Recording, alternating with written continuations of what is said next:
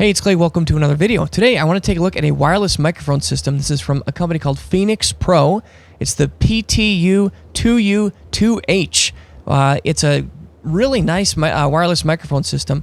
We're going to test it out. We're going to run it through its paces. We're going to compare it maybe unfairly or fairly to a dynamic microphone using an XLR in kind of a traditional sense, and give some review thoughts on how this works. So if you're curious about that, stick around. Let's dive in.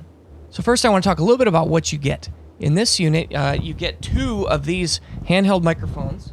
These appear to me to just be a pretty simple dynamic microphone, something similar to an SM58, but it has this battery-powered microphone and obviously no cable.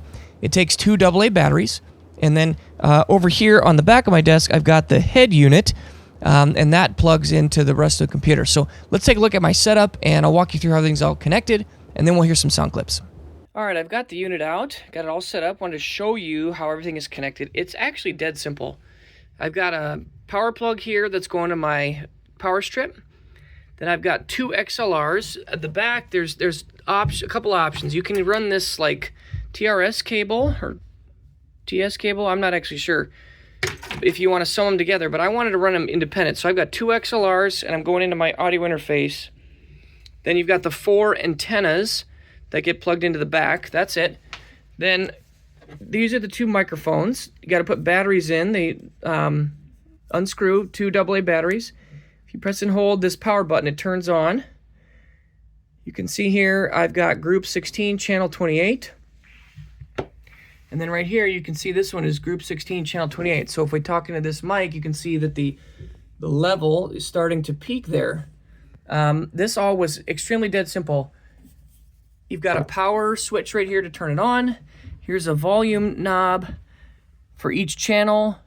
And then I also have input volume gain on my audio interface.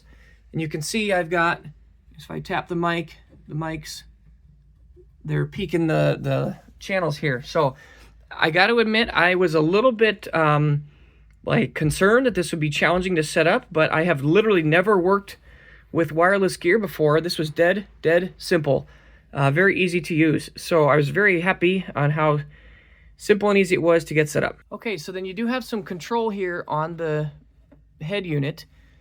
The first thing to note is this RF bar right here. This tells you whether or not your microphones are connected.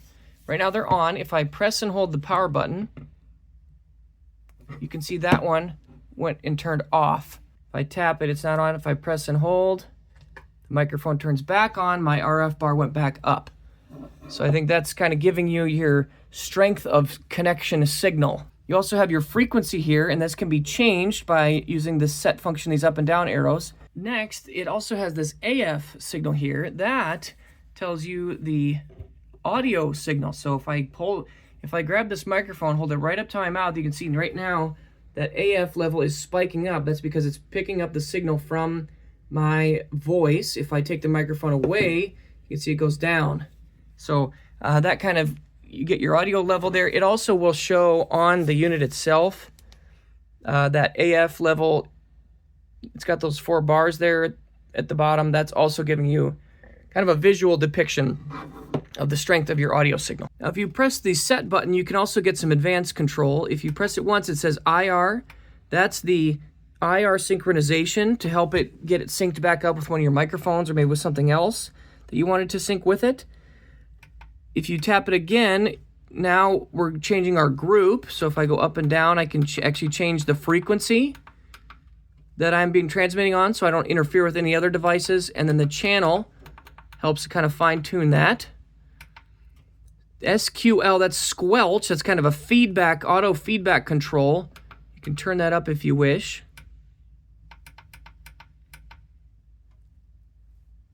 And then this is an auto scan function. You can press this and it will kind of scan through the frequencies and try to find the best one for you. Okay, so now I've got the microphone set up, the receiver set up, going in my interface. We're getting a signal now. So you are hearing the microphone here for the first time. Well, this is a spoken voice. You can have an opportunity to tell how you think it sounds, if it is getting good representation of my voice. I'm probably going to do a little bit of level adjustment, but not going to do any EQ or any compression like I maybe normally would do. So I'll just give you a raw sample. And then now I am going to kick on some EQ and some compression as I maybe normally would do to just kind of pretty things up a little bit, give you a feel for how that sounds.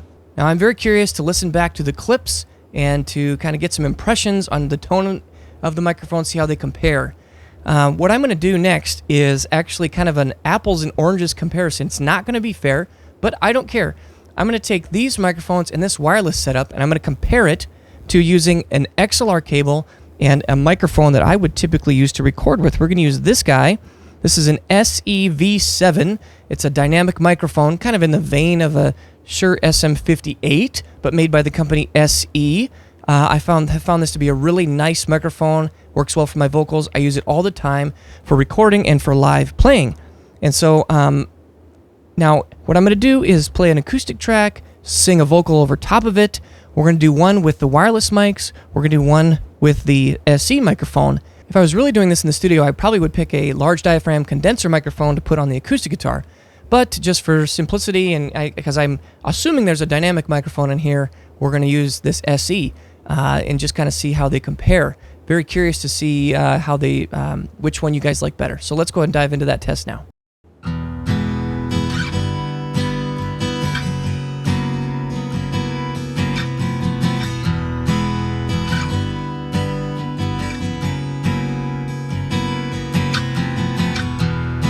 Where do we go? Nobody knows. I gotta say I'm on my way down. God gave me style and gave me grace, and put a smile upon my face. Now than you, yeah, when you work it out, I wanted to. Now when you work out where to draw the line, your guess is as good as mine.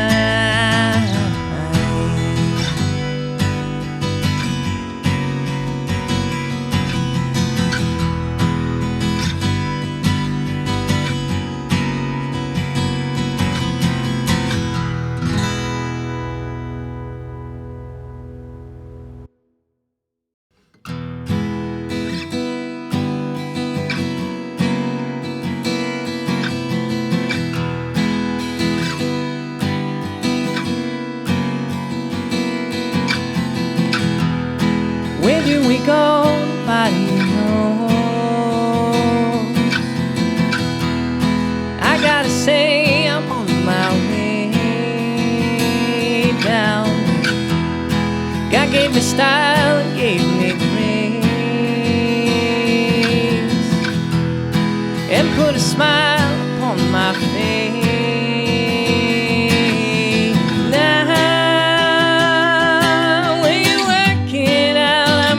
Than you, yeah, when you work it out, I wanted to. Now when you work out where to draw the line, your guess is as good as mine.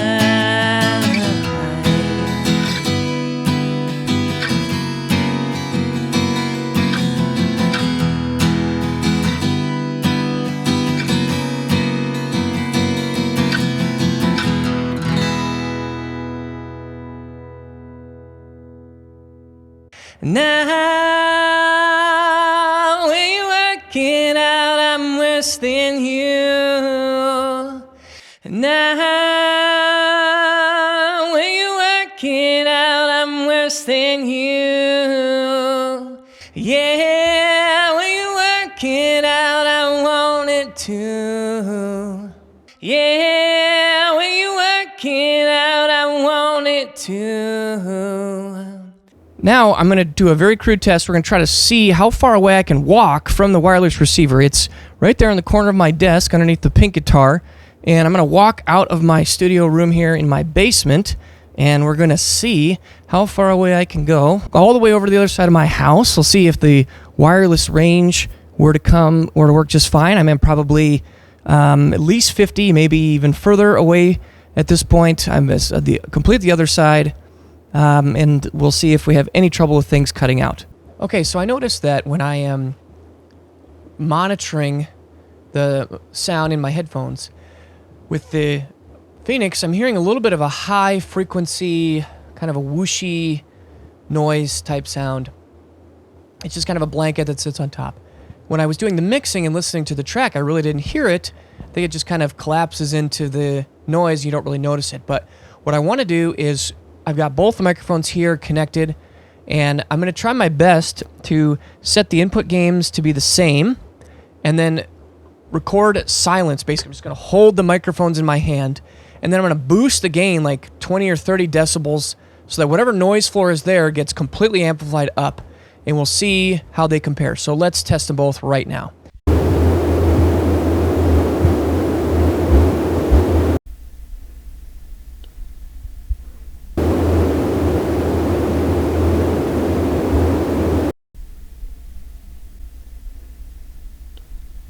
Okay, so what do I think of this thing? Honestly, I'm really impressed. I think that its ease of use was extremely high.